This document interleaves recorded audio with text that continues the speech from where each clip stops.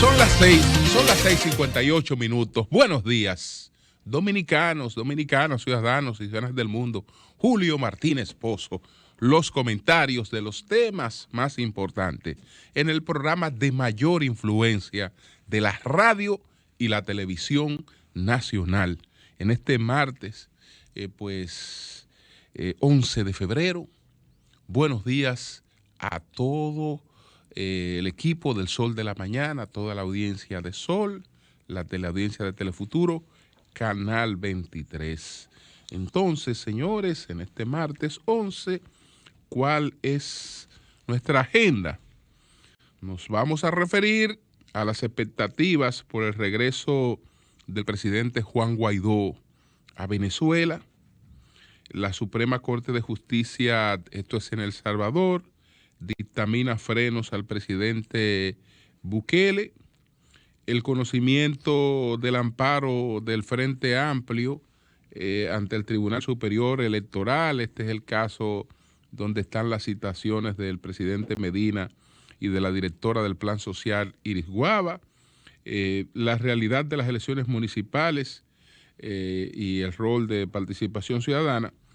Y entonces vamos también, aunque ya sea fuera del comentario, porque es un tema un poquito más prolongado, a dar toda la historia de una denuncia que está haciendo Manuel Jiménez, alcalde, candidato a la alcaldía de Santo Domingo Este, que está hablando de una supuesta persecución y acoso por una situación que tienen los vecinos de Aguas Locas en Santo Domingo Este con uno de los candidatos a regidores de Manuel Jiménez, uno apodado El Poli, que todo el mundo sabe cuál es la conducta de ese individuo, y qué lástima que un hombre como Manuel Jiménez, un hombre decente, pues que si está buscando la alcaldía de Santo Domingo Este, uno entiende que lo está buscando para llevar a cabo un programa de trabajo, pues vincule su nombre al de un individuo de la trayectoria del Poli. Y ustedes verán que lo penoso que es esta situación, porque no voy a hablar por hablar, ¿no? Sino que voy a presentar evidencia de las cosas que voy a decir. Pero bueno, después de un periplo de un mes, porque el presidente Guaidó mañana cumple un mes fuera de Venezuela, desde que saliera el día 12 de enero a Colombia. Él fue a participar en una cumbre, en una cumbre antiterrorismo en Colombia, que ahí estaba Mike Pompeo, el secretario de Estado Mike Pompeo estaba en esta cumbre en Colombia, donde participó el presidente Guaidó. Ahí el presidente de la Asamblea Nacional, líder de la oposición venezolana y presidente interino reconocido por más de 50 países, inició de inmediato un periplo internacional.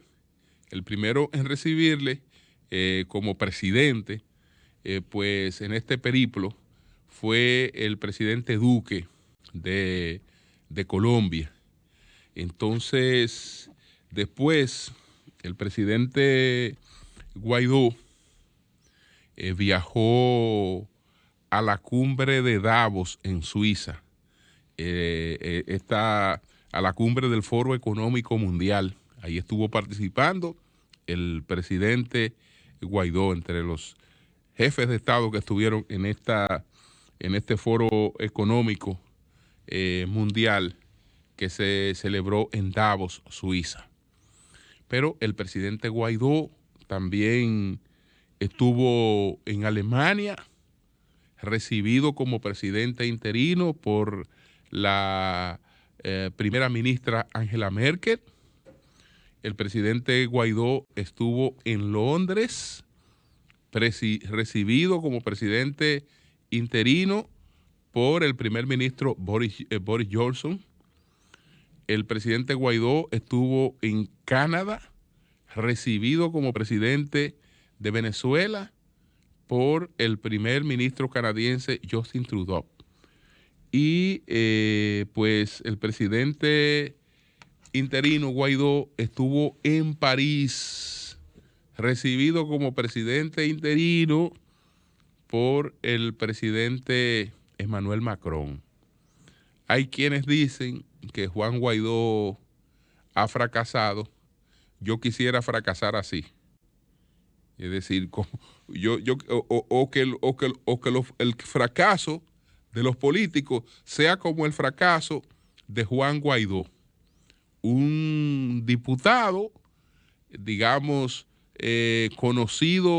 apenas conocido en Venezuela, aunque evidentemente tenía condiciones que sus compañeros la identificaron, por eso lo hicieron presidente de la Asamblea Nacional, y entonces lo declararon presidente interino por un mes para propiciar una transición.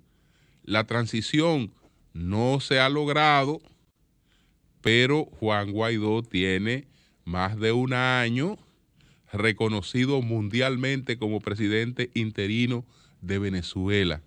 Es decir, que se ha hecho una figura, no solo la principal de la oposición venezolana, con reconocimiento pleno en Venezuela, sino una figura con una notoriedad y un reconocimiento internacional que pocos políticos lograrían alcanzar. Entonces, eso no puede ser fracaso. En modo alguno eso puede ser fracaso. Hay una situación especial en Venezuela porque hay un régimen que está sustentado en la fuerza y está sustentado en factores geopolíticos que en esta coyuntura, en el siglo XXI, pues imposibilitan el éxito de una intervención militar. Y esa intervención militar, además de que tendría dificultades, pues se puede transformar en, puede tener efectos totalmente contraproducentes. Entonces, ha sido desaconsejada y se le ha dado tiempo al tiempo, pero en el tiempo al tiempo, yo no veo que la figura de Juan Guaidó es una figura que se haya maltratado, que se haya desgastado, ¿no? Lo que yo veo es un Juan Guaidó consolidado como una de las principales figuras políticas de América Latina. En eso se ha convertido Juan Guaidó. Entonces, es verdad que la única situación difícil fue la de España, pero eso quedó borrado con todo el recibimiento que le dieron los otros mandatarios europeos. Y lo de España es porque Pedro Sánchez, que reconoce a Guaidó como presidente interino, que fue de los primeros presidentes en reconocerle como presidente interino, para poder formar gobierno tuvo que hacer alianza con unos aliados del chavismo, que es una cosa que se llama Unidos Podemos, que lo único que ha venido a traer a la política es, digamos, conflicto y complicación, pero que para España en su proceso de crecimiento, democratización, no ha sido ningún aporte. Por eso los españoles, cada vez que ven la boleta de Unidos Podemos, lo que hacen es votar menos por ella. Desde que llegó a su techo, no ha hecho otra cosa eso que descender hasta que terminará poco a poco como una formación minoritaria sin mayor importancia, aunque ahora por las circunstancias particulares de Sánchez tuviera que darle a Podemos un nivel de reconocimiento que no lo merece, Entonces esa fue la única situación. Entonces las expectativas son por el regreso de que a Juan Guaidó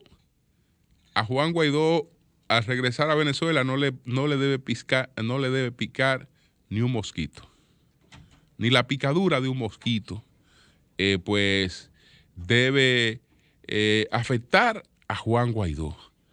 Y yo espero que así sea, porque los chavistas, Maduro será loco, pero aquello él no lo ingiere.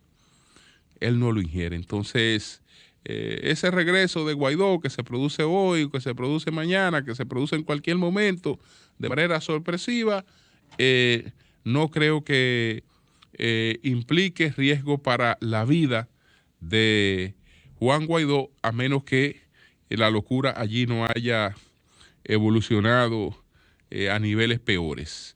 Entonces, eso es lo que tiene que ver con estas expectativas sobre el regreso del presidente Juan Guaidó a Venezuela.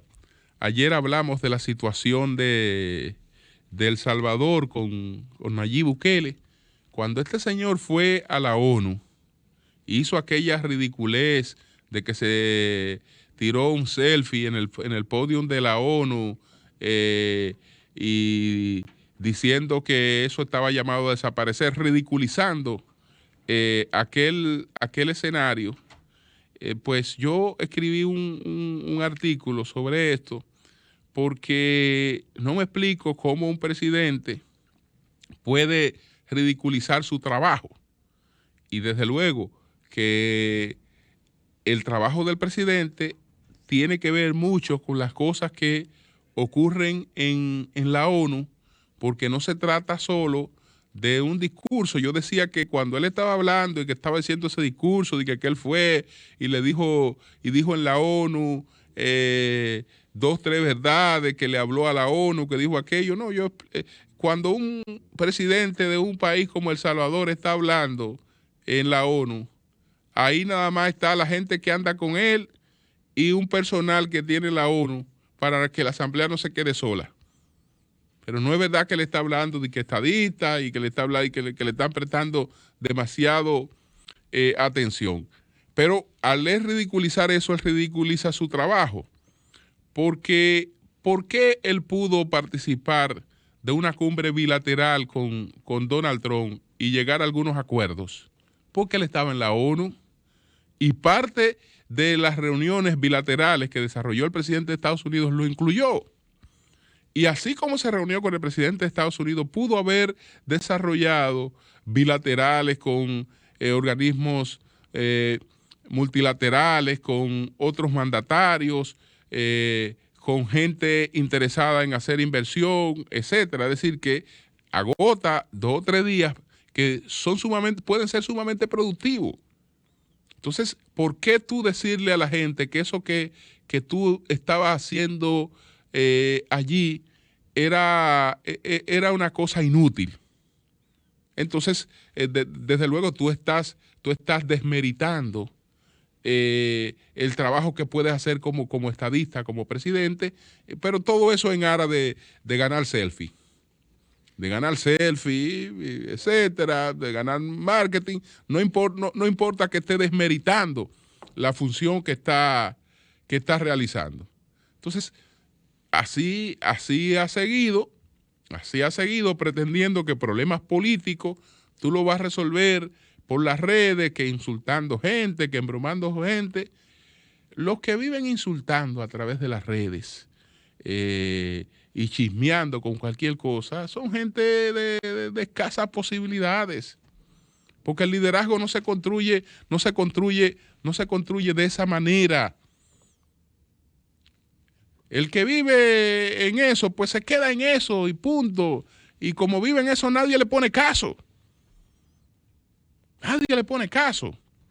Entonces, ahora la Suprema Corte de Justicia tuvo que advertirle que él no puede hacer el uso de fuerzas militares para temas no constitucionales.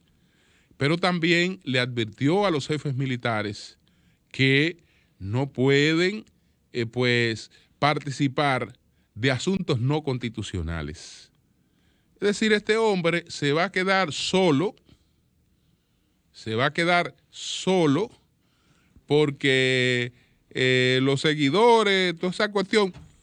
Miren, el mundo de las redes es el mundo de las redes. Y en él hay parte de realidad, pero no es la realidad. Aparte de ese mundo está la realidad, y con la realidad hay que bregar de manera cotidiana, teniendo capacidad de entendimiento, porque digo y repito, tiene que ser un estúpido políticamente que logra ganar unas elecciones por encima de dos partidos tradicionales, pero esos dos partidos tradicionales a los que él le ganó continúan como las dos principales fuerzas políticas de ese país. Y ya en unas próximas elecciones cualquiera de los dos lo desplaza a él por el comportamiento que está teniendo, que en términos reales no va a resolver absolutamente ningún problema si sigue por esa vía. Es más, ni siquiera llega a terminar como presidente de la República. Ni siquiera llega, porque lo van a destituir. Si sigue en esas violaciones constitucionales, lo van a destituir y punto. Y a nadie le va a preocupar eso. Nadie le va a preocupar eso, porque es que, señores, también la gente cree que imitar los modelos a todo el mundo le da resultado. A todo el mundo le da resultado. Es decir, déjame ver cómo habla aquel comunicador, que cosa, entonces yo voy a hacer igual que él. Y todo lo que él hace yo lo voy a hacer. No puede ser. Porque tal vez cosas que haga esa persona que en cierta medida se le toleran a esa persona, a usted no se la van a tolerar. Entonces, él no puede pretender ser Trump porque son cosas totalmente diferentes. Totalmente diferentes. Eso es lo que tiene que ver con ese caballero que se llama Bukele, que está ahí en El Salvador. Hoy hay el conocimiento de un amparo del Frente Amplio. Hay un amparo del Frente Amplio sobre una supuesta violación. Ellos están hablando de supuesta violación a la ley electoral, alegando el uso de recursos del Estado y la prevalencia de fondos públicos, y que eso le está siendo perjudicial. Entonces, han introducido un amparo como si estuvieran siendo objeto de alguna violación de algún derecho fundamental. Eso no es otra cosa que un caso evidentemente mediático, que en el Tribunal Superior Electoral y en ninguna parte ni en ninguna instancia va a dar ningún tipo de resultados que no sean los resultados mediáticos. Es más, ya los resultados de eso se cosecharon, que fueron los titulares donde se habla de la citación al presidente y a la directora del Plan Social.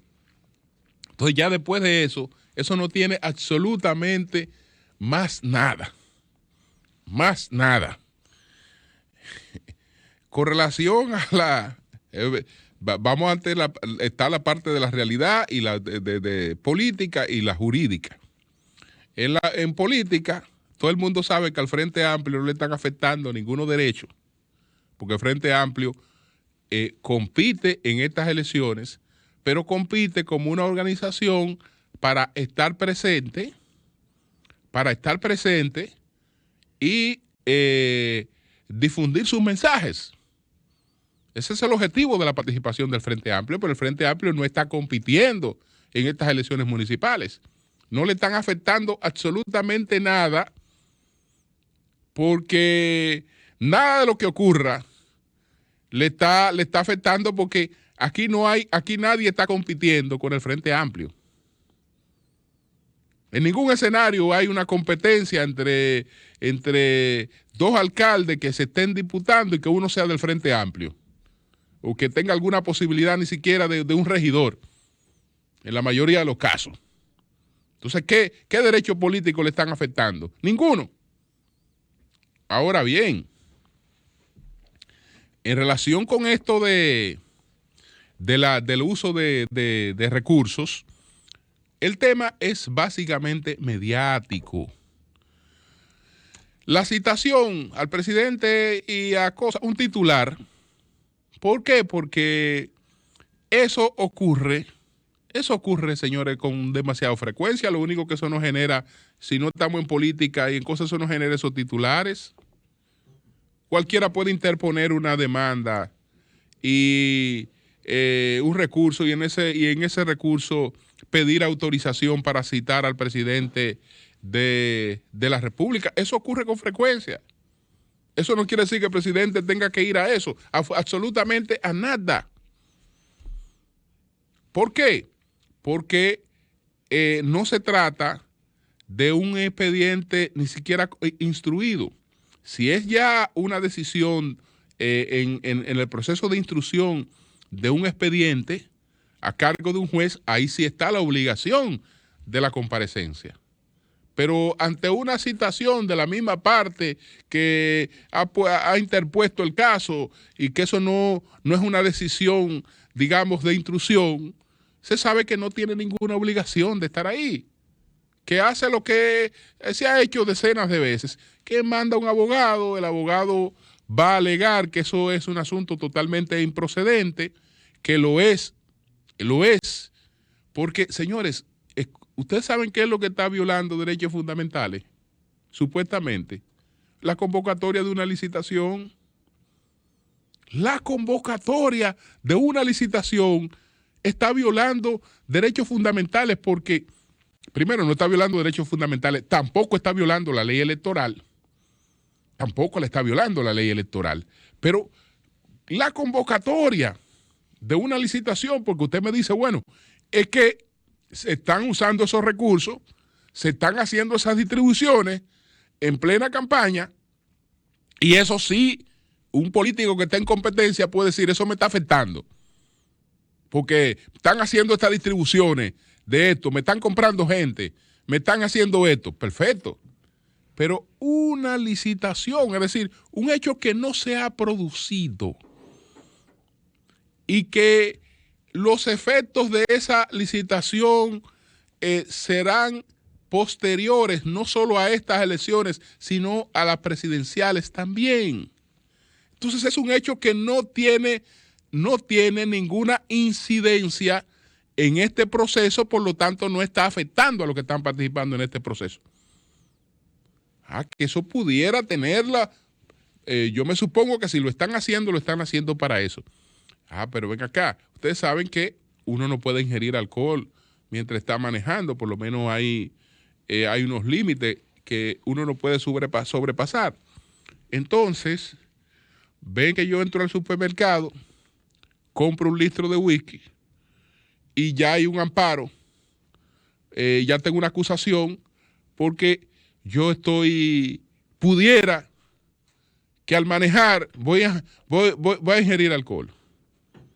Al manejar voy a ingerir alcohol, ¿por qué? Porque yo compré el litro de whisky, pero ni siquiera quise comprar el litro de whisky. Aquí se ha abierto la licitación para comprar el litro de whisky. Se ha abierto la licitación para comprar el litro de whisky. Entonces, por eso, yo me supongo que va a violar la ley de tránsito. Porque mira, lo está comprando ron o whisky y él después va a salir a manejar. Pero ven acá, ¿y quién ha dicho que yo estoy comprando ese ron para ingerirlo en la calle? Eso es para llevármelo para mi casa el fin de semana. Y allá tranquilo, sí. Pero no, eso no es... No. Es que mira, ya, él tiene intención de comprar el whisky. Como tiene intención de comprar el whisky, eso quiere decir que va a violar la ley de tránsito. Entonces, desde luego que cuando una cosa así se dirima en el fondo, eso no se sustenta para nada. No se sustenta para nada y ahorita ustedes verán lo que pasa ahí porque ahí no hay razones para ninguna parte. Además, si una resolución administrativa estuviera violando derechos fundamentales, pues aquí hay un Tribunal Superior Administrativo que sería la instancia ante la que se concurriría.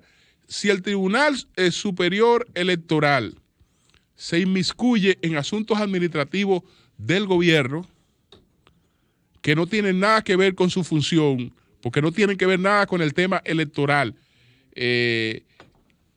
estaría sobrepasando sus atribuciones. Y yo sé que por más errores que se hayan cometido, una cosa como esa no va a ocurrir. Y ustedes verán que eso ya se cayó con la cuestión esta de la citación. Ahorita van los abogados, resuelve eso, pero ya se logró el titular y ya se hizo el escándalo. Y ya para la semana que viene eso no interesa porque eso era un tema de interés para esta semana, provocar ese caseo, etcétera. Va a ser un escándalo más antes de que se vaya a la votación. Entonces, eso es lo que se trata en este caso. Bueno, dice Participación Ciudadana que su observación se va a limitar a los escándalos,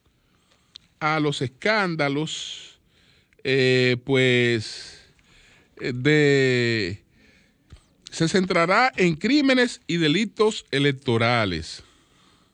¿Por qué se va a centrar en escándalos y delitos electorales? Bueno, cualquier cuestionamiento a lo que tenga que ver con el proceso de votación automática y una serie de cosas, ellos no van a apuntar para ahí. No van a apuntar por ahí porque lo mismo que, digamos, que subsidian, lo mismo que mantienen, que financian a Participación Ciudadana, fueron los mismos que financiaron la auditoría del IFES que estableció pues la calidad, la fiabilidad de esos equipos. Entonces ahí no habrá cuestionamiento, pero hay que buscar siempre la manera de decir, mira, ahí no hubo problema. El problema estuvo en otra parte, el problema estuvo en que la voluntad que se expresó ahí fue producto del chantaje, fue producto de la compra de cédula, fue producto de la compra de votos, fue producto de la corrupción, porque desde noviembre revelé un informe donde Participación Ciudadana tiene su tarea en el sentido de contribuir con el descrédito de este proceso del 16 de febrero, porque el descrédito de este proceso del 16 de febrero le quita efectividad a sus resultados en relación con los resultados de mayo. Entonces, esperemos su informe.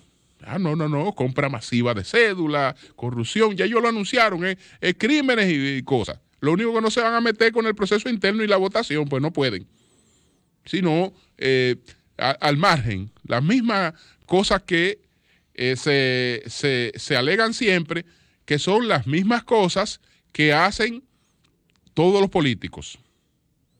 Todo el que va a una competencia en las circunscripciones donde las competencias tienen esa connotación, porque no estamos hablando de políticos que están compitiendo en la circunscripción número 1 del Distrito Nacional.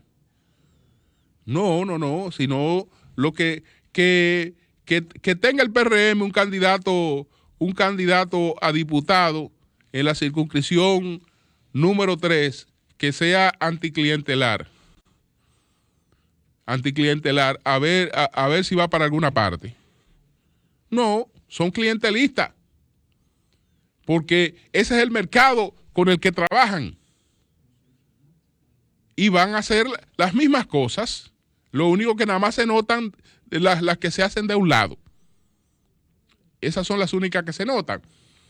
Que a propósito, veo que líderes de la Fuerza del Pueblo ya también se están adelantando a plantear que los resultados favorables al PLD se van a dar porque ellos están apoyando candidatos del PLD. Bueno, puede ser verdad que ellos estén apoyando candidatos del PLD, pero a ellos se le mide no por lo que ocurra donde ellos están apoyando candidatos del PLD, sino ¿y qué ocurre donde ellos están concurriendo solos? Como ellos son una fuerza importante, ahí eso tiene que reflejarse. Ahí tiene que reflejarse donde están concurriendo solos. Es decir, ¿qué cantidad de votos sacan ellos? ¿Ustedes creen que eso no va a ser evaluado? Y que la gente va a decir, ah, no, es que en los muchos votos que sacaron, me parece, ¿quién fue que ganó unas elecciones aquí por la abstención? Que salió diciendo que ganó unas elecciones por la abstención, porque los votos de la abstención eran de él. Y la mayor parte fue aquí hay políticos que han salido con esa ridiculez. Han salido con esa ridiculez, miren, esto es cosa, la mayor parte hubo aquí un alto nivel de abstención y esa es la mía. Y esa era mía, pero las cosas no son así. ¿Qué pasa con los alcaldes? ¿Ustedes creen que hay algún alcalde que recibe el apoyo pleno de su partido que después traicione a su partido? No lo creo. No lo creo. ¿Por qué? Porque esos alcaldes, en primer lugar, son políticos jóvenes, políticos que están haciendo carrera política y saben que para hacer carrera política hay que contar con una maquinaria y con un partido político. Entonces, si están haciendo carrera política en un partido grande y tienen espacio y posibilidad de crecimiento en un partido grande, no es verdad que eso que van a mermar su liderazgo ahí, traicionando al partido que le ha apoyado y después declarándose de otra manera. Eso no es verdad que lo van a hacer, porque además, ¿qué pasa con su gobernabilidad? ¿Qué pasa con su gobernabilidad? Porque el alcalde no es el alcalde. La candidatura a la alcaldía es una candidatura colectiva. El alcalde va con regidores y los regidores responden a su partido. Entonces, no hay posibilidad de eso. Por ejemplo, en el caso de Abel Martínez. ¿Ustedes creen que Abel Martínez, que era presidente de la Cámara de Diputados, Abel Martínez no estaba pensando ser alcalde de Santiago? Abel Martínez estaba en otro propósito. Ahora, llegó la coyuntura de que estaba la alcaldía de Santiago y él dijo, bueno, la forma que tengo de certificar mi liderazgo en estos momentos es irme como alcalde de Santiago. Y él no estaba ni siquiera en lo que iban a ser encuestados para ser alcalde de Santiago, pero decidió a último momento, por el posicionamiento que tiene, que lo encuestaran, que lo incluyeran en la medición para la alcaldía de Santiago, porque entendió que ese era el escenario donde él podía en esos momentos destacarse. Hizo una primera gestión exitosa que siempre ha tenido este nivel de valoración con el que él va a una encuesta. Pero Abel Martínez tendría que ser un loquito viejo que no lo es. Si Abel Martínez, que lo que está pensando en otra cosa, es decir, y tiene pleno derecho, porque para eso que la gente hace actividad política. Es para crecer dentro de la actividad política, que la gente hace actividad política. Abel Martínez hace tiempo que está pensando en un proyecto presidencial, desde antes de ser alcalde. Oh, y Abel Martínez ahora tiene un partido grande donde se fue un líder que era un tapón ahí. Que dijo que eso iba a ser una fábrica de presidentes, pero él no quería dejar de aspirar. Y el otro, el líder fuerte, el que se ha quedado con el liderazgo pleno de ese partido, no puede ser candidato. Y el partido es grande. Ahí, tanto él como otros dirigentes, otros líderes, están viendo una oportunidad. ¿Y ustedes creen que una gente que vea esa oportunidad en ese partido va a salir de que inventar? Para irse para otro partido que incluso tiene un líder que seguirá aspirando externamente. Eso es imposible. Imposible. Imposible. Entonces, yo no sé de dónde sacan eso, de que, bueno, que fulano, pero ninguno de esos candidatos alcaldes apoyados, aunque tengan apoyo, votos de Fuerza del Pueblo, y qué bueno que lo tienen, aunque tengan apoyo, no es verdad que se van del PLD o que van a traicionar al PLD. Al PLD. Esa locura que no. Cambio fuera.